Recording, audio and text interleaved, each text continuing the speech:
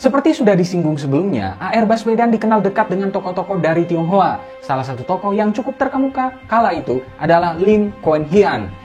Lim Kuan Hian kala itu adalah pemimpin redaksi surat kabar Sintitpo. Ini adalah petikan kata-kata Baswedan pasca penganugerahan gelar pahlawan nasional terhadap kakeknya, Abdurrahman Baswedan, di tahun 2018 lalu.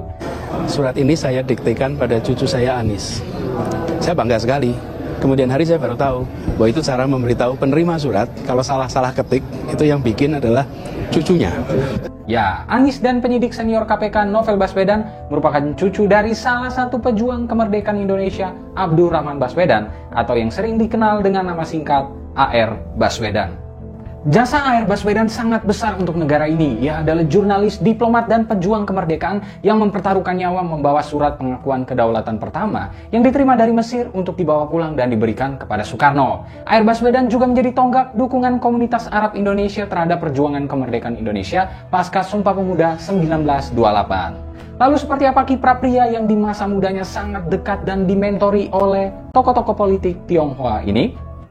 Abdurrahman Baswedan lahir di Surabaya pada 9 September 1908. Namanya sendiri di beberapa literatur ditulis sebagai Abdul Rahman Baswedan. A.R. Baswedan merupakan anak ketiga dari pasangan Awad Baswedan dan Alia binti Abdullah Jahrum. Kakek A.R. Baswedan, Umar bin Abu Bakar bin Muhammad bin Abdullah Baswedan, merupakan seorang saudagar sekaligus ulama yang berasal dari Hadramaut, Yaman.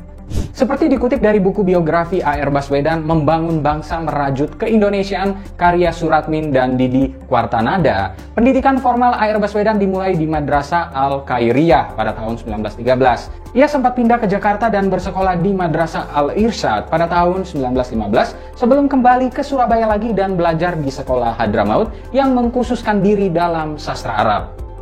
Di usia 12 tahun, A.R. Baswedan mengikuti kursus bahasa Belanda, Nederlands Verbond, yang dipersiapkan untuk menjadi pegawai rendahan bagi pemerintah Hindia Belanda. Selama kursus ini, tidak ada satupun temannya yang berasal dari anak-anak Arab sebayanya. A.R. Baswedan belajar bahasa Belanda atas kemauan sendiri untuk menggali pengetahuan yang lebih luas. Sepanjang hidupnya, A.R. Baswedan terus mendorong kesadaran masyarakat untuk menjadi Indonesia. Ia menyadari bahwa sentimen rasial akan terus ada dimanapun. Namun, jika masyarakat Arab terus mengklaim sebagai orang asing, maka kemungkinan besar mereka juga akan terus menjadi korban sentimen rasial. Seperti sudah disinggung sebelumnya, A.R. Baswedan dikenal dekat dengan tokoh-tokoh dari Tionghoa. Salah satu tokoh yang cukup terkemuka kala itu adalah Lim Kuan Hian. Kisah pertemuan mereka bermula dari sebuah pertandingan sepak bola di lapangan Pasar Turi, Surabaya pada 13 Mei 1932. Lim Kuan Hian kala itu adalah pemimpin redaksi surat kabar Sintitpo yang merupakan harian Tionghoa progresif berbahasa Melayu.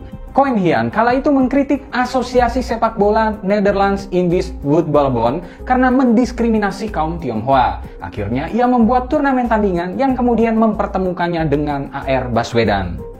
Kuan Hian pun mengundang Baswedan bergabung dengan Sintitpo. Sintitpo bukan lagi koran Tionghoa, melainkan koran bagi bangsa kulit berwarna. Demikian kata Kuan Hian kepada Baswedan. Tawaran Kuan Hian tersebut tentu tidak disia-siakan Baswedan. Baswedan menganggap Sintitpo sebagai surat kabar progresif yang sejalan dengan visi misinya. Apalagi dengan menjadi redaktur Sintitpo, Baswedan juga bisa belajar langsung dari Kuan Hian mengenai ilmu jurnalisme. Di Sintitpo, Baswedan mengisi rubrik pojok dengan nama pena Abu Nawas. Lewat koran ini, Baswedan kerap melontarkan kritiknya terhadap organisasi Ar-Robitoh Al-Alawiyah yang dianggapnya terlalu konservatif. Seperti dikutip dari Tirto, nama Kuan Hian kelak semakin santer terdengar setelah mendirikan Partai Tionghoa Indonesia atau PTI pada 25 September 1932. Langkah Kuan Hian ini kemudian menginspirasi Baswedan untuk mendirikan Persatuan Arab Indonesia atau PAI pada 5 Oktober 1934. Baswedan kemudian sempat jadi redaktur di surat kabar Matahari di Semarang yang merupakan sebuah surat kabar Tionghoa Melayu berhaluan pro pergerakan nasional yang diasuh Kwe Hing Chiat. Selama di Semarang, ia berkawan baik dengan wartawan Matahari lainnya bernama Choa Chi Liang.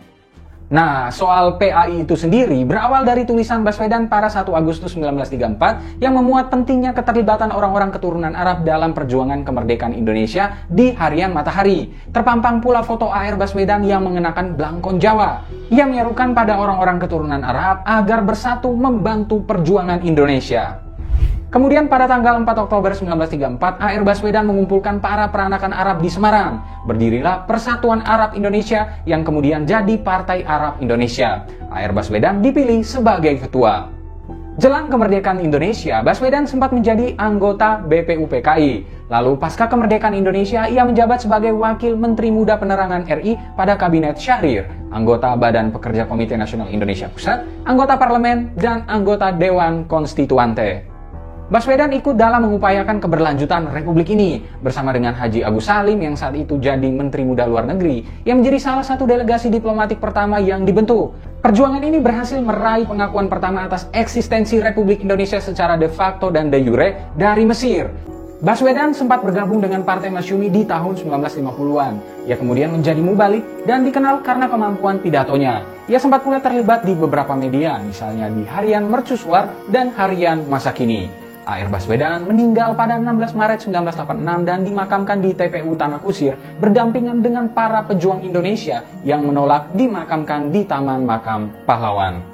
AR Baswedan akan dikenang dalam segala perjuangannya membantu negara ini merdeka. Namun dalam segala kebesarannya tersebut, ia adalah orang yang sangat sederhana. Faktanya, hingga akhir hayat ia tidak memiliki rumah sendiri. Ia dan keluarga menempati rumah pinjaman di dalam Kompleks Taman Yuwono di Yogyakarta. Itulah sejarah perjuangan salah satu tokoh besar bangsa ini. Mungkin warisannya adalah soal bagaimana memaknai keindonesiaan.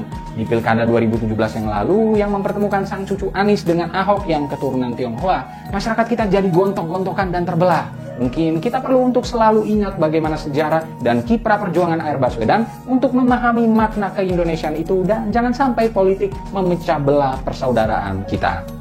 Nah, lalu bagaimana menurut kalian? Seperti apa kalian memaknai sejarah AR Baswedan ini?